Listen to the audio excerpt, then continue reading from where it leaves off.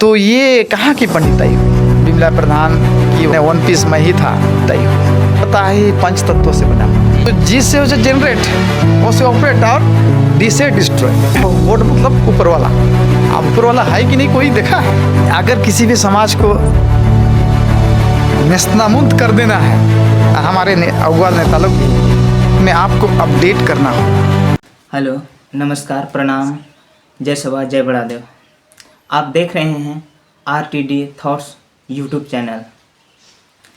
आज की खास बातचीत में हम सब मिलाने जा रहे हैं ऐसे शख्स को जो एक टीचर भी हैं और समाज सेवी हैं और काफ़ी अनुभवी हैं। तो चलिए उनसे आप सबों को मिलाते हैं और उनसे जुड़ी बातें जानते हैं, जो अपने जीवन में संघर्ष कैसे किया, अनुभव कैसे किया, जीवन जीने का तरीका क्या है, सारा चीज़ आप सबों को बताएंगे उनसे बातचीत के दौरान। तो चलिए मिलते हैं उनसे।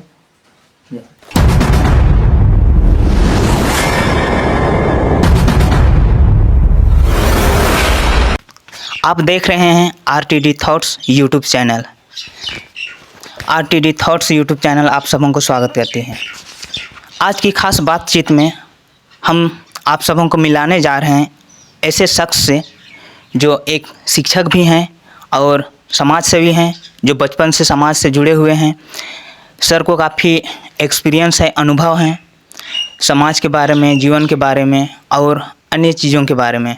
तो आज सर से जुड़ी सारी उन बातों को आप सबों तक रूबरू कराएंगे, साझा करेंगे। तो चलिए सर से मिलते हैं। जैसे हो सर, तो शुरू किया जाए। तो सबसे पहले हम जानना चाहेंगे सर का परिचय क्या है, अपना नाम, गांव, पता प्लस शिक्षा संबंधित सभी बातें। तो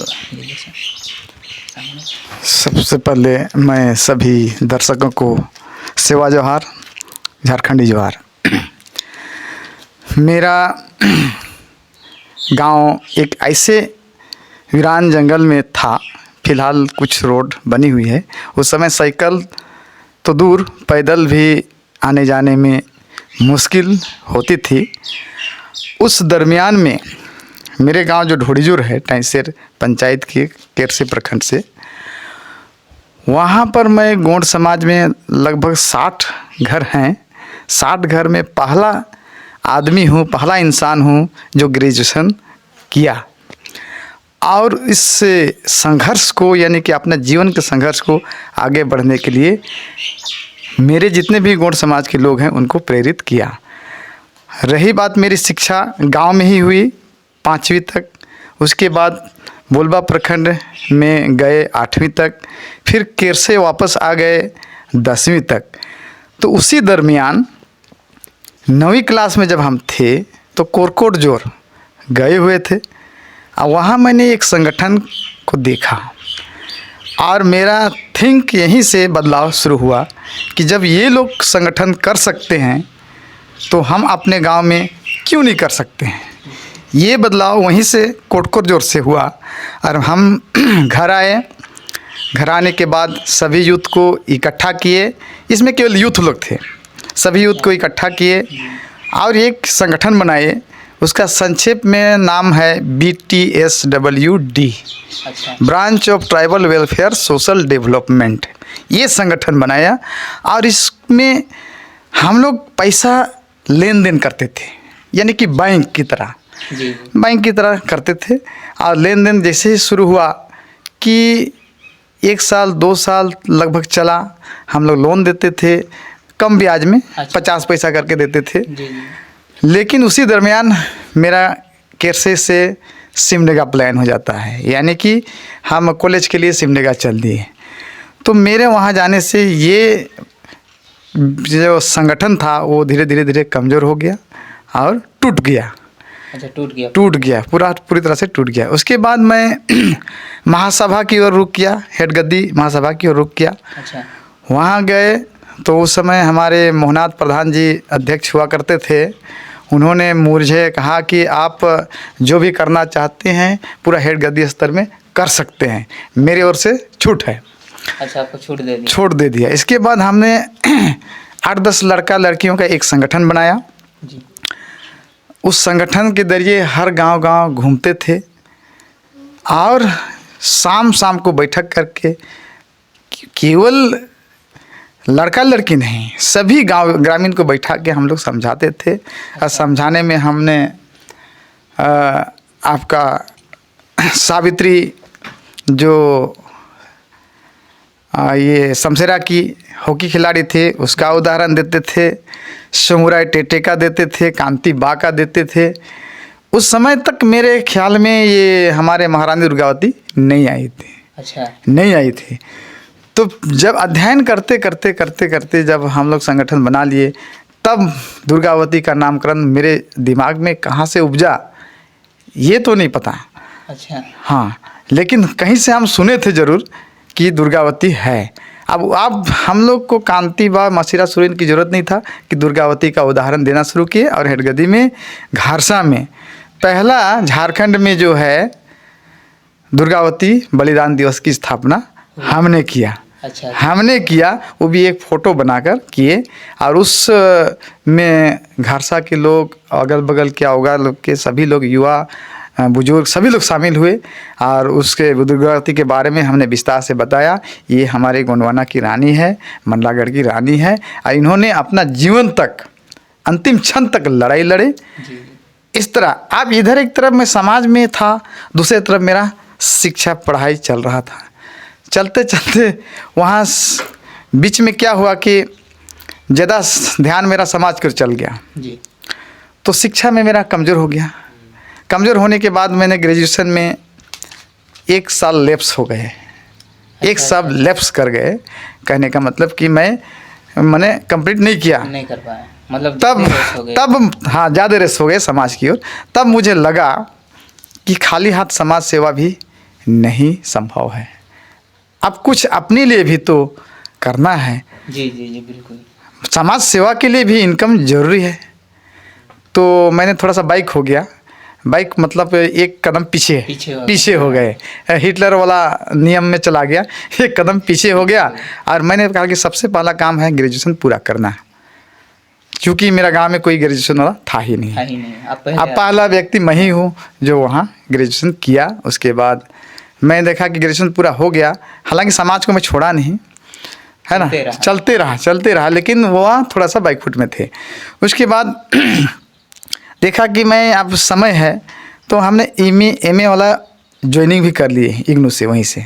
अच्छा। हाँ, हमारा इग्नू से कर लिए। प्रोफेसर हमारे थे निरंजन प्रसाद, तो उन्होंने कहा कि यही से कर लो, ज्वाइन कर लिए। जैसे ही एमए ज्वाइन किए 1 साल हुआ कि गांव में पारा शिक्षक का चयन हो रहा था। हमने कहा कि चल के देखते हैं, जी जी जो भी हो, क्योंकि हमको जरूरी था, सहारा चाहिए तब ना समाज सेवा होगा।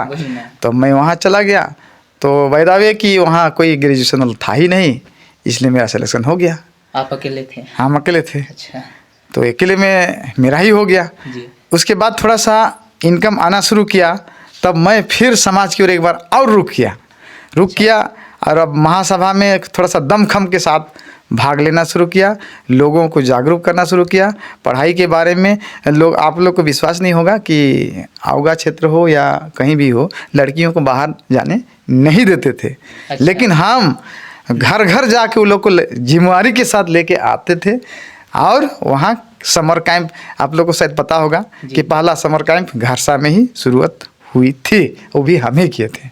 अच्छा। लेकिन पढ़ाई के चलते वो भी छूट गया। धीरे धीरे छूटते गए। हम थोड़ा सा कमज़ोर होते गए। आप देखिए, एक आदमी से कुछ होने वाला नहीं होता है। मेरा संगठन कमज़ोर पड़ गया, क्योंकि कुछ लड़की लोग शादी हो गए, कुछ इधर उधर हो गए, तो संगठन कमज़ोर हो गया। लड़का लोग की शादी हो के चल गए, अब बच्चे हम ही थे, तो ऐसा में नहीं चलेगा। यही है मेरा जीवन परिचय। अभी मैं गट्टी के छार में ये घर बना लिए हैं। ढोड़ीजोर से 7 किलोमीटर का दूरी में है। स्कूल भी गट्टी के छार में ही है। अभी भी मैं पारा टीचर ही हूँ, लेकिन भविष्य में हो सके एक कदम और बढ़ें। और मैं चाहूँगा कि अपना जीवन तक समाज का सेवा करता रहूँगा। सर, अपना जीवन परिचय बहुत ही अच्छी तरीके से दिए और सर का जीवन बचपन से पूरा संघर्षणीय रहा। सर बताए कि जंगल के बीच से निकले हैं, ये पहले इंसान हैं, पहले व्यक्ति हैं अपने एरिया से, अपने मोहल्ला से, टोली से, जो कि ग्रेजुएशन कंप्लीट करे हैं। ये प्रेरणा बने, उस एरिया का प्रेरणा बने और लोगों को जगाने का काम किए। सर का दिमाग बचपन से ही सामाजिक सेवा में रुझान था, तो लोगों का सहयोग करना, हेल्प करना, लोगों को बताना, शिक्षा देना शुरू से ही था इनके मन में। तो सर ने शुरू से ही लोगों को बताने का स्टार्ट किया काम, और अभी वहाँ से निकलकर अभी शिक्षक हैं। शिक्षा वाला कार्य चल ही रहा है, प्लस समाज सेवा भी अभी बेहतर ढंग से चल रहा है। सर के माध्यम से बहुत सपोर्ट करते हैं सर। तो चलिए सर को अगला क्वेश्चन करते हैं। आदिवासी समाज को लेकर सर आपका क्या विचार है, ज़रा हमें बताइए। आदिवासी समाज आदिकाल से निवास कर रही है, ये हमको भी पता है, आपको भी पता है, और हमारे जितने भाई बंधु हैं सभी को पता है। रही बात कल्चर की, जो संस्कृति और धर्म के साथ संस्कृति का अन्योन्य श्रय है, एक दूसरे का पूरक है। तो संस्कृति एक ऐसी चीज़ है जिसको संविधान भी 341 में उल्लेख किए हैं। सुप्रीम कोर्ट इसको बार बार कह रही है कि भाई संस्कृति जिस दिन मिट जाएगा उस दिन शायद आदिवासियत भी आप लोग खो देंगे। तो हमारा संस्कृति धर्म से थोड़ा सा हट कर है। संस्कृति का मतलब रीति रिवाज है। जी। रीति रिवाज को माने, मान गुण को संस्कृति कहेंगे हम लोग। हमारे साथ जो चलती है जी, कदम से कदम मिला के, वो संस्कृति हुआ। तो आदिवासियों को अपना संस्कृति को कभी नहीं छोड़ना चाहिए, अन्यथा कभी ना कभी ये हिंदूकरण की पद्धति जो है वो हावी हो जाएगी। धन्यवाद सर। तो हमारा जो अगला क्वेश्चन था उसको बहुत ही बेहतर ढंग से बताएं। आप सबों से निवेदन है कि अगर आप अपने धर्म संस्कृति से भटक रहे हैं, कहें तो आप आदिवासी हैं, और आदिवासी की जो अपनी एक अलग संस्कृति होती है, रीति रिवाज होती है, अगर आप उस रीति रिवाज से परिचय नहीं हैं, आप उसको नहीं जानते हैं, तो फिर आप कहीं ना कहीं उससे विलुप्त होते जा रहे हैं, उससे दूर होते जा रहे हैं। तो हमारा निवेदन है कि आप सब अपना संस्कृति रीति रिवाज को बनाए रखें। और संविधान की मूल कर्तव्य में भी यही लिखता है कि संविधान कहता है कि अपनी धर्म संस्कृति को बनाए रखने, बचाए रखने का आपको अधिकार देता है। तो आपका फर्ज बनता है, आपका दायित्व बनता है कि आपकी धर्म संस्कृति रीति रिवाज को बनाए रखें, बचाए रखें। तो चलिए हमारी अगला क्वेश्चन है उसको पूछते हैं। हमारी अगला क्वेश्चन है, हमारा समाज की संस्कृति से संबंधित है। हमारा समाज की संस्कृति, रीति विधि रिवाज उसको बताइए थोड़ा। जैसे शादी विवाह, ये संस्कार कैसे होता है, क्या करता है, उसको बताइएगा। जैसे शादी विवाह में, छठी बरही में, मृत्यु संस्कार में, प्लस शुद्धिकरण संस्कार, इसको कैसे किया जाता है, इसको थोड़ा सा बताइए। हमारी जो संस्कृति है, विशेषकर गोंडी संस्कृति हो या आदिवासी संस्कृति हो, इसमें पंडित पुरोहित या अन्य जो हमारे द्विज होते हैं उनका स्थान नहीं होता है। हमारा जो है जन्म संस्कार से हम लोग शुरू करेंगे, संक्षेप में ही जाएंगे। लेकिन जन्म संस्कार में क्या होता है कि जैसे ही बच्चा पैदा होते हैं, जब तक नाभि यानी कि पोटा जिसको कहते हैं वो खंडित नहीं होता है, तब तक से उसका छठी नहीं होता है, और नहीं भी करना चाहिए। और जब जैसे ही उसका नाभि झड़ता है तो 1 सप्ताह हो, 8 दिन हो, उसका टाइम, बहुत लोग क्या करते हैं कि ज़बरदस्ती दवाई डालते हैं, जल्दी झड़ेगा तो ये करेगा, लेकिन ये प्रकृति के साथ छेड़छाड़ है। अच्छा। करना नहीं चाहिए। हाँ, तेल उल में डाल देने से कोई फ़र्क नहीं पड़ता है, लेकिन अन्य कोई ऐसा केमिकल चीज़ नहीं डालना चाहिए, नहीं करना चाहिए कि प्रकृति के साथ वहीं से छेड़छाड़ शुरू हो जाता है। तो जैसे ही आता है वो झड़ जाता है, तब हम लोग गांव घर के जितने भी बंधु बांधव हैं उसको बुलाते हैं और बैठकर वो लोग आएंगे, हल्दी पानी करेंगे। एक चीज़ वहाँ होता है मसान बिछना। ये सबसे बड़का किसी भी संस्कृति में, किसी भी समाज के संस्कृति में नहीं दिखने को मिलता है मसान। अच्छा। मसान बिछना जो होता है वो पूर्वज कि इस बच्चा का पूर्वज क्या है। क्योंकि हम लोग एक्चुअली में स्वर्ग और नरक को नहीं मानते हैं, हमारी समाज नहीं मानती है। हम लोग जब कोई मृत्यु को प्राप्त होता है तो उसको भीतर में रखते हैं, भीतर घर में रखते हैं। महिला लोग कोई जीव को लेकर ढो के आती है, नाचते गाते उसको लाते हैं और भीतर घर में स्थापित करते हैं। मतलब फलना बूढ़ा हमारा भीतर में है। और जब कोई बच्चा जन्म लेता है तो जब मसान बिछा जाता है तो कौन बूढ़ा है कौन बुढ़िया है उसी के नाम से चावल तिल गिराया जाता है। और जैसे ही वो जो हमारे बुजुर्ग लोग होते हैं, बुद्धिजीवी लोग होते हैं, वो लोग जानते हैं कि फलना का नाम से गिराएंगे तो वो दोनों सड़ता है इसे। अच्छा। तिल चावल। अच्छा, तिल और चावल सड़ गया, जिसके नाम से जितने स्पीड सटा वो लोग कहते हैं कि ये फलना बूढ़ा का कॉपी है, बच्चा है उसका कॉपी बच्चा है। यानी कि फलना बूढ़ा है। और उसी के नाम से बच्चा का पैर धोया जाता है। पैर धोने में भी एक हम कहेंगे कि पहले और अब भी जो रस्सी होता है, हड़िया का जो मूल होता है, ओरिजिनल चीज़, उससे धोया जाता है पैर। और वहाँ हल्दी पानी भी रहता है, शुद्ध पानी कहने का मतलब शुद्ध जल, उससे भी धोया जाता है। और दूध, ये 3 चीज़ होते हैं। तीनों से बच्चा को उसी बूढ़ा के नाम से या बुढ़िया के नाम से पैर धोया जाता है। लेकिन ध्यान रहे कि बच्चा का वो मुंह में वो रस्सी हाड़ी या दूध भी नहीं डालना चाहिए। एकदम पैर को धोइए, हाथ को धोइए और छोड़ दीजिए। ये चूँकि कभी कभी ऐसा होता है कि नशा में लोग ज़्यादा मुंह में डाल देते हैं तो बच्चा जो बेहोश हो जाते हैं या कुछ अनहोनी ना हो, इसलिए ऐसा है। नहीं तो फिर होना ही चाहिए ऐसा। अच्छा।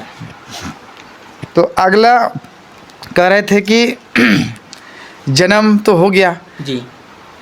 तो जन्म संस्कार के बाद क्या होता है कि हमारी महिलाओं को जो कम से कम 6 माह तक भीतर घर में घुसने का इजाज़त नहीं होता है, जब तक उसका पूरा ये नहीं रहता है। तब कहने का मतलब उनका सफाई पूरा तरह से नहीं होती, क्लियर ना हो जाए तब तक वो भीतर में नहीं प्रवेश करते हैं। अच्छा।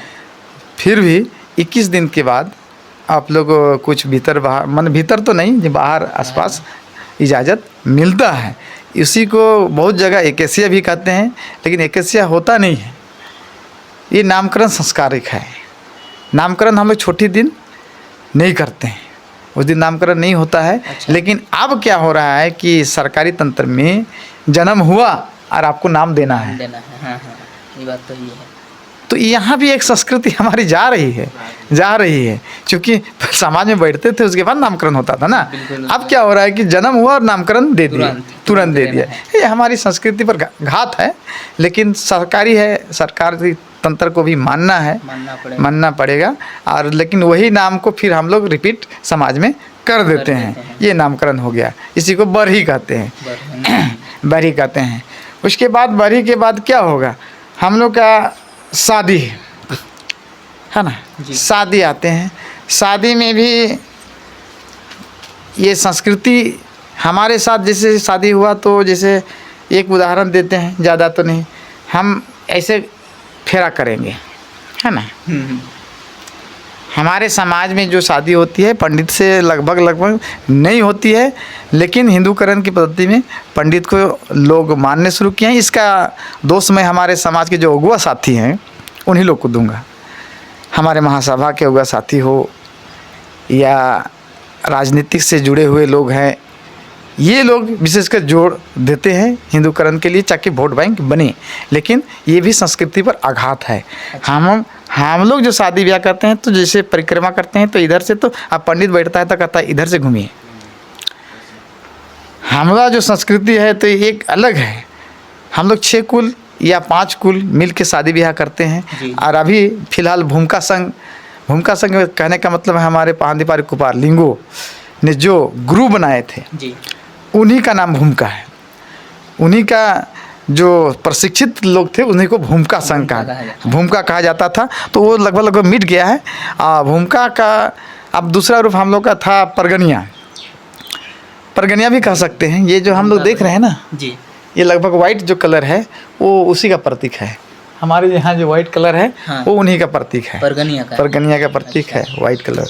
तो ये हम लोग के जहन में है कि हम जहाँ तक उम्मीद हो या भूमिका से कराए शादी ब्याह, वो पूरी हमारे संस्कृति है। और रजिस्ट्रेट संस्था भी है, संस्था भी है पूरा ऑल लेवल इंडिया में इसका रजिस्ट्रेशन हुआ है। अच्छा। दूसरी चीज़ है कि अगर भूमिका नहीं आ रहे हैं नहीं हैं जी, तो आप 5 या 6 कुल के जितने भी हमारे भाई बंधु हैं उनसे शादी ब्याह कराइए, कोई ऐतराज़ नहीं है। तो चूँकि जब सर्वे होता है तो सबसे पहले इसी चीज़ को पूछा जाता है अच्छा, कि आप शादी ब्याह कैसे करते हैं। कोई भी सुप्रीम कोर्ट हो या हाई कोर्ट हो या क्या कहेंगे आदिवासी जनजाति आयोग हो, सर्वे करने के लिए जब आएंगे ना, सबसे पहले बड़ा बस्ती जो गोंड लोग का है वहाँ पर जाएंगे, पूछेंगे अकेला आप लोग शादी ब्याह किससे करते हैं, कैसे होता है, किससे करते हैं जी। तो जो नहीं जानकार हैं या जो लोग हमेशा पंडिती पद्धति में चलते हैं जी, वो लोग तो कहेंगे हम तो शादी ब्याह पंडित से करते हैं, बिल्कुल बोल देंगे। आप जाइए कुछ गांव ऐसे हैं अभी भी हमारे सिमडेगा जिले में, वहाँ अगर वैसे सर्वे वाला चल गए तो वो लोग एकदम बेशक कहेंगे कि हम लोग पंडित से शादी करते हैं। तो वो लोग लिखेगा अपना डायरी में कि गोंड लोग पंडित से शादी करता है। लेकिन एक गुट यहाँ हम लोग का भी है, कुछ गांव ऐसे भी हैं जो उस गांव में सर्वे हो तो पूरी हमारी संस्कृति को वो लोग बताएंगे कि हम लोग अपना समाज से करते हैं। हम लोग का गोंड समाज में 7 कुल होता है, 7 कुल होता है। 7 कुल में एक कुल का जब शादी पड़ता है तो दूसरा कुल करते हैं, और दूसरा का जब कोई भी काज पड़ता है तो दूसरा कुल कर लेता है। यही हमारी संस्कृति है। हाँ, तो अगला सवाल अगला उसी में है सर। अच्छा, मृत्यु संस्कार। मृत्यु में देखिए, मैं नाम तो नहीं लेना चाहता लेकिन लेना भी पड़ेगा। बिमला प्रधान की पति देव जब डेथ हो गए है ना, तो ग्रुप में पूरा आया कि हम जलाएंगे, ठीक है जलाएंगे। तो मैंने उसमें भी सवाल उठाया है ना, मैंने 1 पीस मैं ही था सिमडेगा में सवाल करने वाला। अच्छा। कि भाई क्यों ये जलाना गोंडी धर्म संस्कृति की पहचान है कि ये संस्कृति है? तो किसी ने जवाब नहीं दिया। अच्छा। और उसको जला भी दिया गया। अब जब जला दिया तो ये गोंडवाना संस्कृति नहीं है, जलाना नहीं है। हम लोग का ये शरीर सभी को पता है ये 5 तत्वों से बना हुआ है। जी जी जी बिल्कुल। अब 5 तत्व जब हमारा शरीर जब जिसको कहते हैं डिस्ट्रॉय माने विलीन हो जाना, नष्ट हो जाना, जी जी। तो जब शरीर हमारा नष्ट हो जाएगा तो वो 5 तत्व अपने आप इस प्रकृति से मिल जाना चाहिए। तो जलाने से क्या होगा, हमारा पानी भी जल गया, ये ऊर्जा भी जल गया, ये मिट्टी भी जल गया। और उसके अलावा हम जब जलाते हैं तो धुआं जाता है तो हमारा शरीर का गंध भी तो वायु में मिल रहा है। तो कार्बन डाइऑक्साइड दूषित हो रहा है ना, वायु प्रदूषण बढ़ रहा है। जी जी। अब उसी को हम सांस लेंगे। हम किसी को जला दिए, अब वो तो वायु में मिल गया, हम उसी को ना सांस ले रहे हैं। हाँ, उसी को ले रहे हैं। तो ये कहाँ की पंडिताई हुई? ये तो पंडिताई नहीं है। अब विज्ञान के साथ छेड़छाड़ कर रहे हैं, प्रकृति के साथ छेड़छाड़ कर रहे हैं। इसलिए हमारा जो है कि मृत्यु के बाद सीधे से दफन कर देना है। हालांकि आजकल दफन में भी बहुत जगह ये पक्कीकरण पक्कीकरण भी हो रही है, लेकिन ये भी नहीं होना चाहिए, क्योंकि प्रकृति का चीज़ प्रकृति में मिल जाना चाहिए। क्योंकि जैसे जो बोलता तो है लोग गॉड, GOD है ना, हाँ। तो जी से उसे जनरेट, ओ से ऑपरेट और डी से डिस्ट्रॉय। गॉड का मतलब जान नहीं रहा है, बोल तो रहा है गॉड। जी जी जी। जी से है ना, जनरेट करिए, ऑपरेट करिए और डिस्ट्रॉय, विलीन हो जाइए, वही तो गॉड है। लेकिन ये आजकल के लोग फैशनलिटी में चला गया है कि क्या है कि अपने आप को गॉड मतलब ऊपर वाला। आप ऊपर वाला है कि नहीं कोई देखा है? कोई गया है स्वर्ग तक? कोई आया है? नहीं आया है। इसलिए ये हमारा संस्कृति है कि हम दफन ही करें। अगला और एक है सर कि शुद्धिकरण। जैसे हमारा समाज का मानना है कि अपना समाज से छोड़कर दूसरा कोई समाज अपनाया, चाहे थोड़ा थोड़ा फॉल्ट होता है तो उसमें शुद्धिकरण किया जाता है। उससे मतलब उससे जुड़ी बातें बताइए। देखिए, हम जब हटगड्डी में पदार्पण किए तो हम वहाँ के अध्यक्ष मोहनाथ जी से बोले कि हमारा जो लड़कियाँ लोग हैं, बेटी बहन लोग हैं, दूसरा समाज लोग ले जाता है, ठीक है जी। और हम लोग जब दूसरे समाज को लाते हैं तो हम लोग उसको बाहर करते हैं, अंदर तो नहीं करते हैं। नहीं। तो इस डर से हमारे युवा पीढ़ी नहीं ला पाते हैं। हमने सवाल पूछा था हाँ मोहनाथ से, तो उन्होंने कहा कि अगर हमारा बेटी बहन को दूसरा समाज ले रहा है तो मैं चाहता हूँ कि आप लोग भी लाइए, मैं आप लोगों के साथ खड़ा हूँ। अच्छा। हाँ, ये जवाब उन्हें दिया। लेकिन भी हमारे लड़का लोग हिम्मत नहीं करते हैं, क्योंकि मान सम्मान की बात होती है। जी जी जी, भीतर बाहर की बात होती है। लेकिन हमारे लड़कियां लोग आज थोड़ा सा दुखी है कि दुख हम हैं कि भाई आदर्श कास्ट की ओर ज़्यादा मूव कर रही हैं। बिल्कुल। जो ये एक नकारात्मक पक्ष है। अब इसका कारण यही है कि महासभा भी इस ओर ध्यान नहीं दे रही है। हमने पहले ही बोला था कि युवा संघ, छात्र संघ को सबसे पहले तोड़ा गया, उसके बाद युवा संघ बना, उसको भी तोड़ा गया। यानी कि महासभा में न छात्र संघ है न युवा संघ है, तो लड़का लड़कियों का जुटान कहाँ पर होगा? अब लोग एक दूसरे से परिचित नहीं होंगे तो शादी ब्याह आपस में कैसे होगा? हाँ, यही कारण है कि हमारे लड़कियां दूसरे ओर समाज में जा रहे हैं।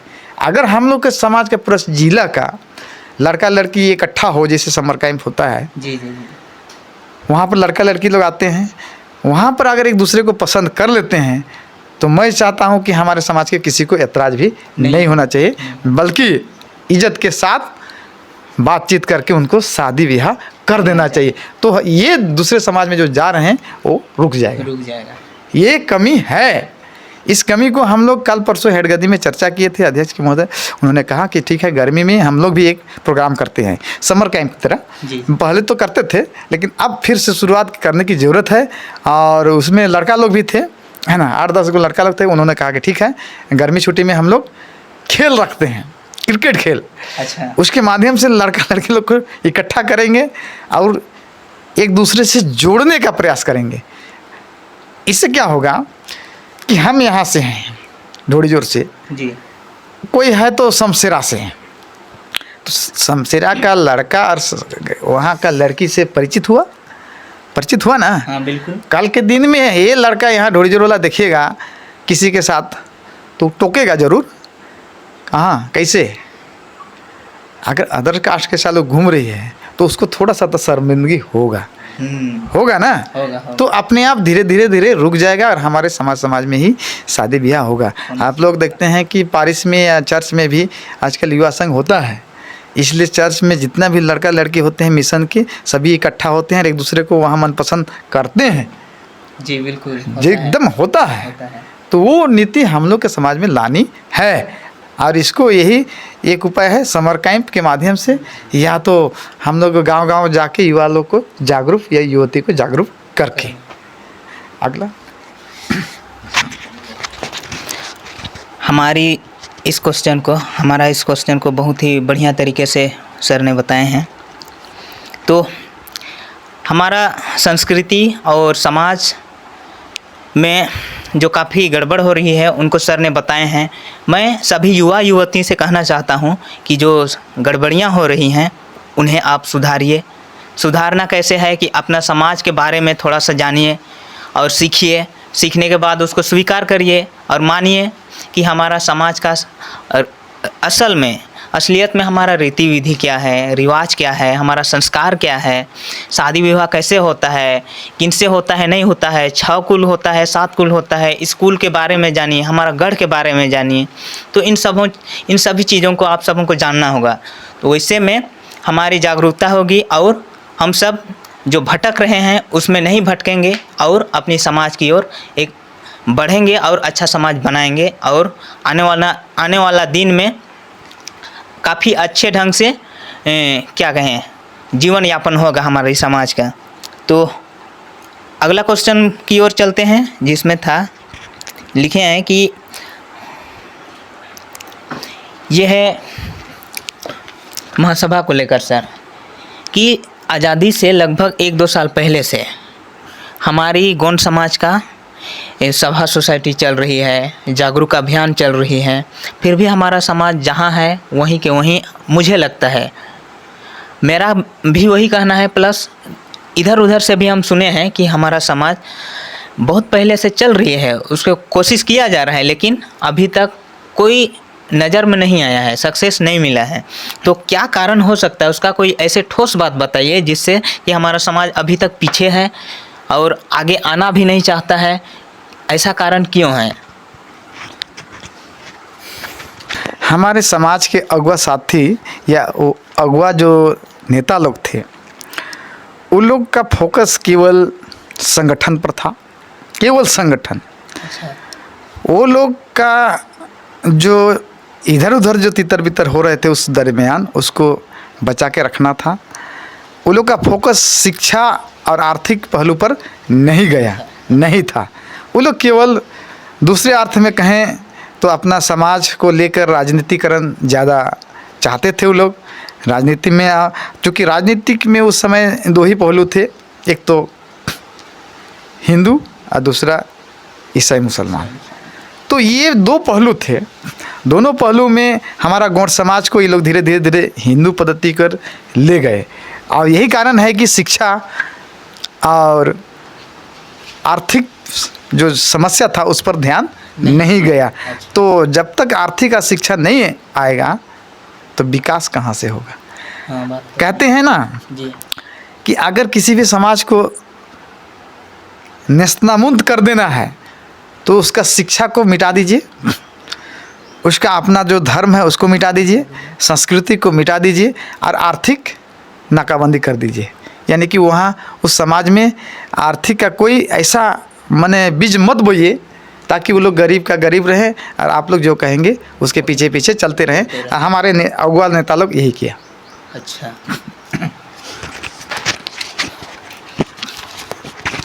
तो ये बड़ी दुख की बात है कि हमारा अगुआ नेता लोग जो भी है, नाम तो लेना नहीं चाहूँगा, जो भी है कि अगुआ हुए और अगुआ के साथ जो भी अभी नुस्ख बताए हमारे सर ने कि ये कारण से उन्हें वंचित कर दिया गया और उन्हें आगे बढ़ने का मौका नहीं मिला।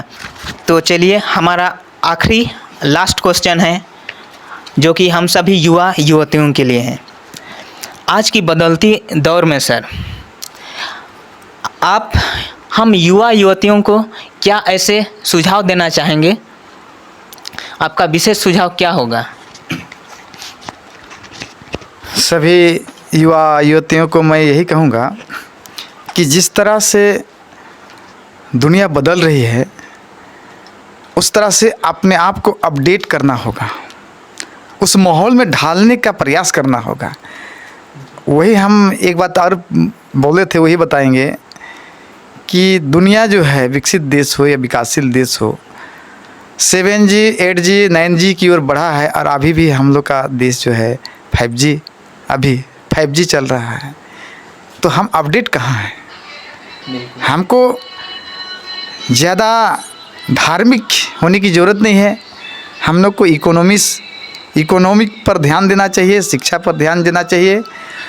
और मैं युवा युवतियों को ये कहूँगा कि आप समाज में जाइए, सभा में जाइए या समर कैंप में जाइए,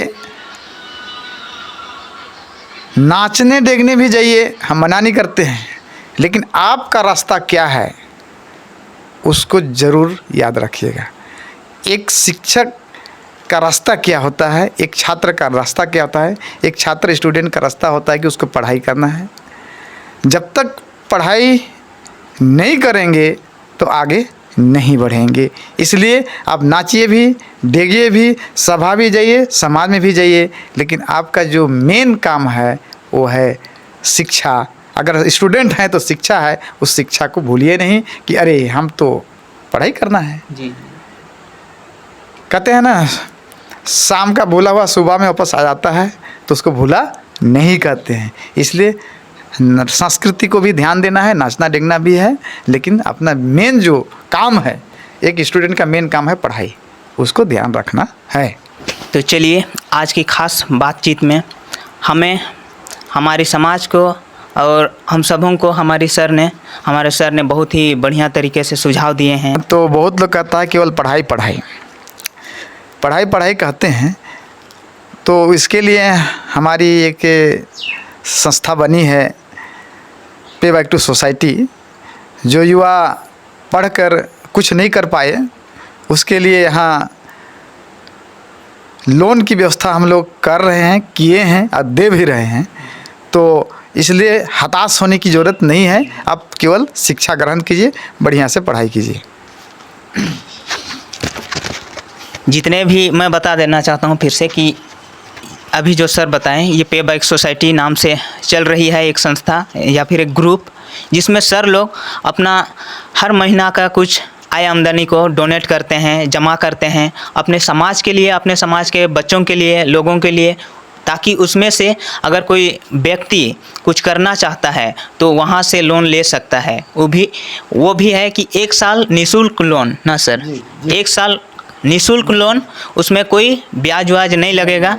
तो अगर आप चाहते हैं कि समाज के जो ये पे बैक सोसाइटी बना है उनसे लोन लेना है, कुछ करना है, तो आप ले सकते हैं। शुद्धिकरण वाला जो बात आया था, मैं इसमें ज़्यादा कुछ नहीं कहूँगा, लेकिन हम लोग भगवान, ईश्वर, स्वर्ग नरक से परे हैं और हमारा जो सब भगवान हुआ है वो है माता और पिता। तो माता पिता को छूना भी महादोष है। आजकल के हमारे जो कुछ नशे में आकर भाई बंधु हाथाथापाई करते हैं, ये गलत है। इसका भी शुद्धिकरण होता है जी। इसका भी शुद्धिकरण होता है। इसलिए मैं कहूँगा कि अपने भगवान को आप लोग मानिए, उसको हाथाथापाई नहीं करिए, उसको इज्जत से रखिए, क्योंकि सभी चीज़ मिलेंगे बार बार, लेकिन माता और पिता नहीं मिलेंगे। आपको एक पत्नी मिल गया, वो चली गई तो दूसरा पत्नी मिल जाएंगे। एक बच्चे आ गए, वो बच्चे चले गए तो दूसरा बच्चे भी आप ला सकते हैं, लेकिन माता पिता नहीं ला सकते हैं। इसलिए सबसे बड़ा भगवान माता पिता ही है। बहुत बहुत धन्यवाद। तो चलिए, आज की खास बातचीत को यहीं पर समाप्त करते हैं। एक बार फिर से जय सेवा, जय बड़ा देव, जय सेवा।